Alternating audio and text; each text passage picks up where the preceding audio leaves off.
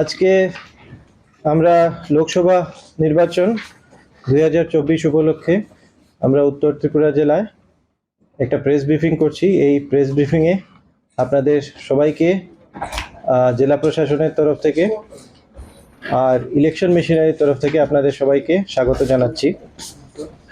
আমাদের এখানে আপনারা জানেন যে আমাদের যে ডিস্ট্রিক্ট উত্তর ত্রিপুরা জেলা 2 ত্রিপুরা ইস্ট পার্লামেন্টারি কনস্টিটিউয়েন্সির অন্তর্গত। তো এখানে আমাদের এই ডিস্ট্রিক্টে টোটাল ভোটার যে 3,31,303 জন, তার মধ্যে যারা পার্সনস উইথ ডিসেবিলিটিস এই ধরনের ভোটার 2,496 জন, আর 85+ ভোটার্স 1,922 জন। তো গতবার আপনারা দেখেছেন যে ভোটারদের হোম ভোটিং ফেসিলিটি দেওয়া হয়েছিল। তো সেই ক্ষেত্রে আমরা যারা পার্সনস উইথ ডিসেবিলিটি ছিল বা 80 বছর বা তার ঊর্ধ্বে যারা ছিলেন ওনাদেরকে আমরা হোম ভোটিং ফেসিলিটি দিয়েছিলাম।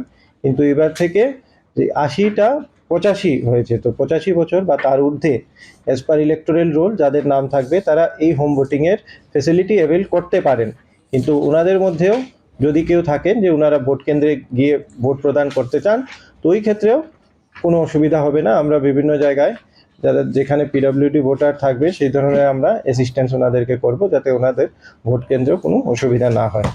আজকে আমরা লোকসভা নির্বাচন 2024 উপলক্ষে আমরা উত্তর ত্রিপুরা জেলায় একটা প্রেস ব্রিফিং করছি। এই প্রেস ব্রিফিংয়ে আপনাদের সবাইকে জেলা প্রশাসনের তরফ থেকে আর ইলেকশন মেশিনারির তরফ থেকে আপনাদের সবাইকে স্বাগত জানাচ্ছি।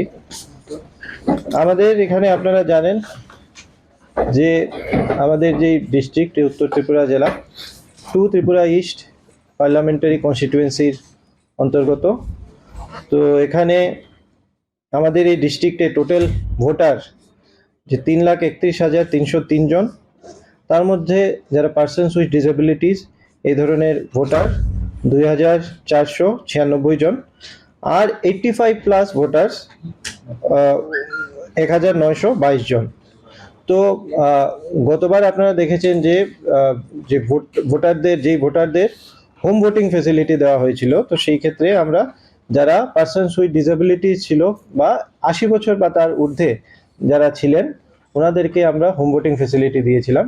কিন্তু এবার থেকে যে 80টা 85 হয়েছে। তো 85 বছর বা তার ঊর্ধ্বে অ্যাজ পার ইলেকটোরাল রোল যাদের নাম থাকবে তারা এই হোম ভোটিংয়ের ফেসিলিটি অ্যাভেল করতে পারেন।